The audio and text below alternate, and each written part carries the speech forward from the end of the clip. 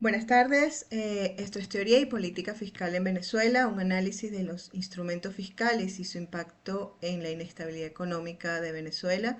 Soy Merly Mercado y vamos a hablar hoy un poco acerca de los factores que han ocasionado esta inestabilidad. En principio, es importante que veamos realmente cuáles son las funciones claves de la política fiscal. ¿Ok? Eh, Tenemos como principal función la asignación de los recursos, como segunda redistribución de las riquezas y la estabilización económica. Eh, Obviamente la estabilidad de una nación está enmarcada en estos tres aspectos, pues lo que se busca es de alguna manera intentar amortiguar la presión de los ciclos económicos naturales y promover el crecimiento de la población, especialmente en el aspecto económico. Sin embargo, estos mismos digamos que recursos o herramientas como son la asignación de recursos, la estabilización económica y la redistribución han jugado un factor contrario en la economía venezolana. Veamos primero cuál es la relación jurídica tributaria. Pues tenemos en materia tributaria, que es uno de los pilares fundamentales del compromiso social del Estado, porque a través de los recursos o de los tributos que se recaudan, el Estado tiene los ingresos necesarios para sostener el gasto público y sostener, digamos que, regular las actividades económicas y promover la equidad social. Los sujetos que están, digamos, que forman parte o protagonizan esta relación jurídica, está el Estado como sujeto pasivo, que a través del Código Orgánico Tributario y otras leyes que se desprenden de él, tiene la potestad de exigir el pago de los tributos. Y por el otro lado, los sujetos pasivos, que somos todos los contribuyentes, que bueno, tenemos obligaciones por pagar de acuerdo a los distintos tributos que establece la ley venezolana. Ahora, estos instrumentos fundamentales están basados en tres aspectos que debemos tener en cuenta, porque de ahí se desprenden todo lo que tiene que ver con la posición fiscal del Estado. Es decir, el gasto público, que es el presupuesto que tiene la nación para poder enfrentar todos sus gastos, los impuestos, que son los ingresos que realmente sustentan ese gasto público, y la deuda pública, que es la capacidad que tiene el Estado de poder tener liquidez o no para enfrentar este gasto público. Entonces, ¿cuál es el principal instrumento que utiliza la política fiscal? Su gasto público, su presupuesto anual o el presupuesto que establezca un periodo eh, de mandato en la República.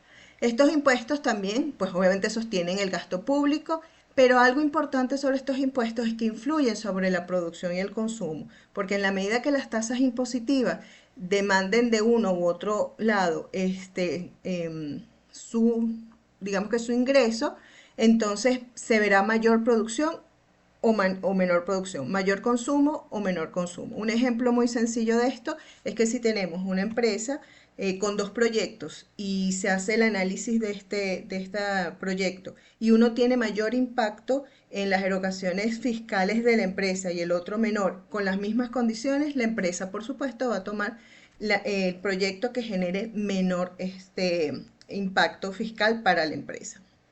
¿Ok?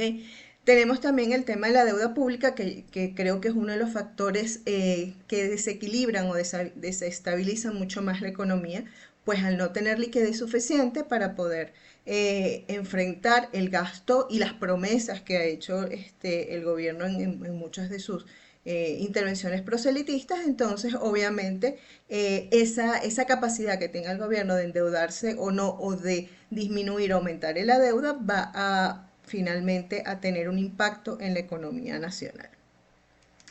Eh, Veamos un poco lo del gasto público. En Venezuela, el presupuesto público, perdón, está basado en la renta petrolera y no en la recaudación tributaria. ¿Qué quiere decir eso? Que a pesar de que hay muchos recursos que se pueden explotar en el país, todavía después de muchos años y de distintas dificultades por las que ha pasado la economía venezolana, todavía el petróleo sigue siendo la base principal de sustento del gasto público.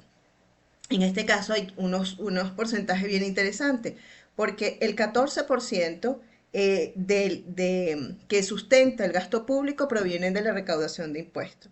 Entre un 17 y un 28% entre los años, digamos que 1970 y 2000, era del 28%, lo que quiere decir que solamente tenemos un 45% de soporte para este gasto público. El restante 55% se cubre con financiamiento externo que hace que se incremente la deuda.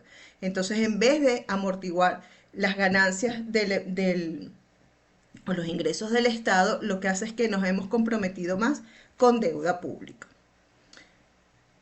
Ahora, esto desde el punto de vista de sostener tanto el gasto público como la deuda pública. Pero, ¿qué hace el Estado entonces como agente interventor? El Estado, de manera natural, debería ser el primer corrector de fallos de mercado, como es la competencia imperfecta, la información desigual y la adquisición de bienes públicos. Pero, ¿qué pasa con esto? Si vemos la teoría económica que se basa en el bienestar económico según el criterio de Pareto, ¿qué nos dice él? Que debemos tomar la mayor cantidad, un 80-20, que es uno de los más utilizados, o 60-40, para poder mantener un bienestar económico equilibrado en la población. Pero lastimosamente, esta intervención lo que ha ocasionado en el país ha sido una intervención muy, muy fuerte, donde esa intervención, en vez de ser políticas fiscales estables, lo que ha buscado son expropiaciones, controles y monopolios. Lo que ha hecho que, en nombre de la justicia social, genere más inseguridad jurídica, ineficiencia y un alejamiento de la inversión privada efectivamente. ¿Ok? Desde 1970 entonces tenemos estas expropiaciones que se agudizaron a partir del año 2000, los monopolios, estos controles de precios y finalmente una ineficiencia muy baja y una competitividad en la misma proporción.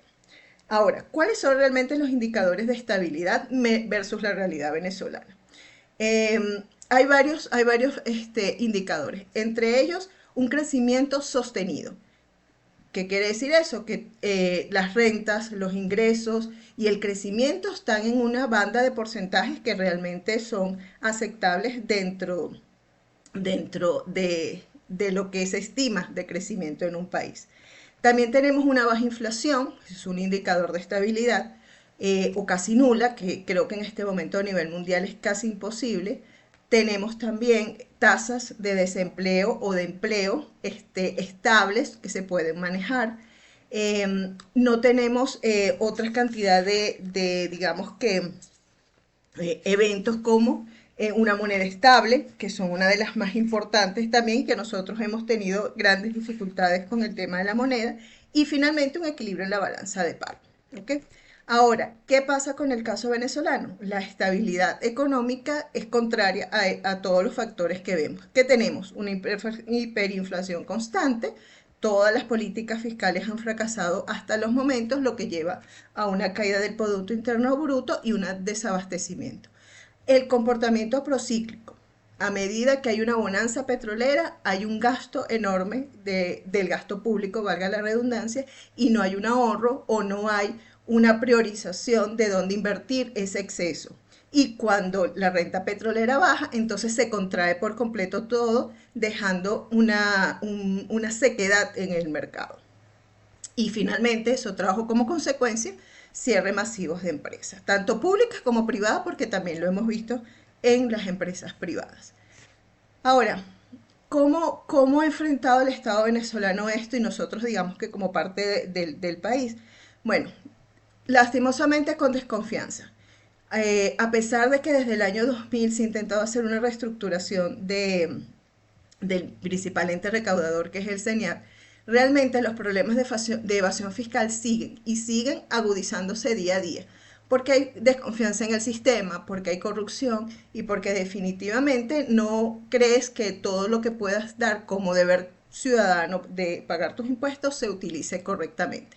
Entonces, vemos evasión fiscal, incertidumbre jurídica e injusticia impositiva, especialmente con el tema de que se le ha dado priorización a la inmediatez de la recaudación de los impuestos. ¿Qué quiere decir eso? Que aquellos impuestos indirectos son los que más pesan sobre el hombro de los ciudadanos, mientras que los directos como el impuesto sobre la renta, pues ellos se extienden a lo largo del año con una unidad tributaria que varía incluso cada 2 o 3 años y que eventualmente no tienen el peso que deberían tener sobre la carga impositiva, dejando la equidad y la eficiencia sin ningún tipo de relevancia en este aspecto. Entonces ahí es importante. Y la incertidumbre jurídica para digamos que, ejemplarizar esto. Recientemente una fiscalización en una empresa donde todo estaba perfecto en función de los requerimientos de la providencia que se estaba entregando. Y el fiscal, pues obviamente le dice a la persona que lo estaba recibiendo, sabes que aunque lo tienes todo bien, igualito te tengo que multar. Entonces, evidentemente, ahí no hay una certidumbre de que jurídicamente tú estés protegido como ciudadano. Obviamente, otro factor que hace que esto incida mucho más es el impacto que tiene en los monopolios dentro de la economía venezolana, especialmente porque ellos están en sectores estratégicos como la energía, el agua, las telecomunicaciones y los alimentos.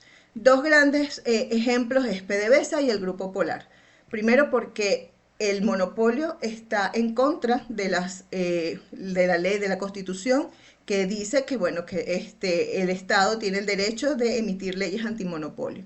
Segundo, hay una ineficiencia y una corrupción, hay fuga de capitales.